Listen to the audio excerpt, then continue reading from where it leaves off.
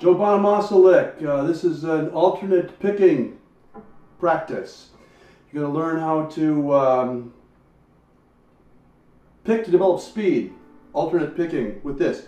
Instead of picking only down, you pick down and up. Sometimes up, down. But we're going to start picking down, up. On the tab, there's only one place where you repeat the same motion, and I'll explain where that is when we go through the tab.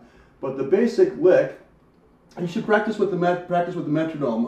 I'm happening at the moment to use metronome online, and I'm going to set it on 80 right now, so that you can get a feel for it at a much slower tempo.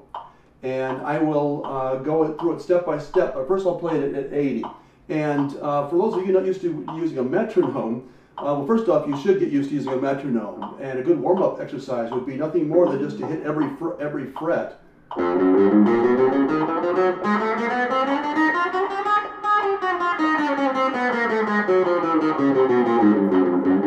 Just so on, all the way up and down the neck, at speed of at the tempo of the metronome. And as you are able to go the full length up and down clearly, then change to the next speed on the metronome. Like that was 80, the next one will be 84.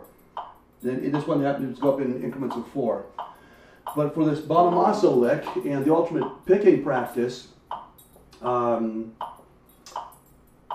play it one time at speed. And a way to get used to the rhythm, this is going to be basically triplets, but it sounds almost like it's done in 6. So let me just play the piece I'm at 80 here, and you'll see. But the way to start would be to, you may not be able to hear that.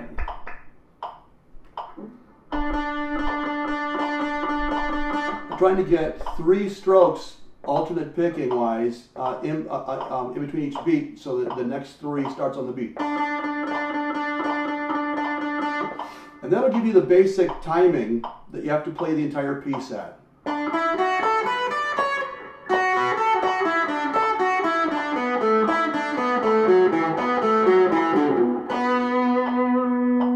And you would just continue moving the metronome up as you're able to play cleanly. You never go faster than you can play well. When you've conquered a particular tempo, then you move the metronome up. I guess maybe we should have started with word standard tuning. Okay, now this particular exercise, this lick, starts on the G string at the 7th fret, and on the G string it's 7, 9. That's down, up, and on the tab. By the way, it's another hand-drawn classic. If you'd like it typed up, feel free. So, but I show the direction of the picking, and I show the place. There's a star above it where you do two down picks in a row.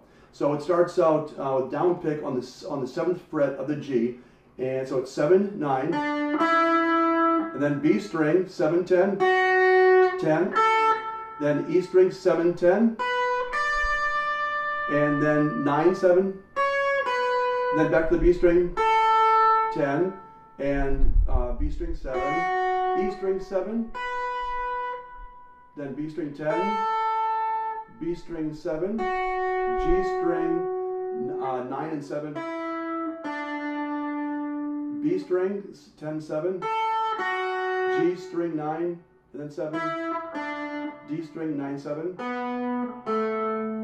and G string, this is the second line, 9, 7, I'm sorry, 9 on the D, 7 on the D, 9 and 7 on the A, and then back to D, 9, 7, A 9 and 7, E, 10, 7, and finish up with vibrato on the 9th fret of the D.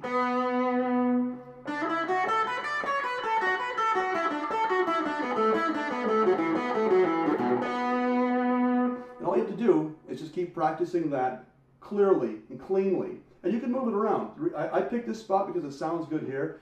It sounds good up farther. But for people who are just starting playing, if you start down here where the finger stretches are much harder to do, you'll find playing more difficult. So if you have something you can play up farther, play up where the frets are a little closer to make it easier for you to do. But it can be done down here.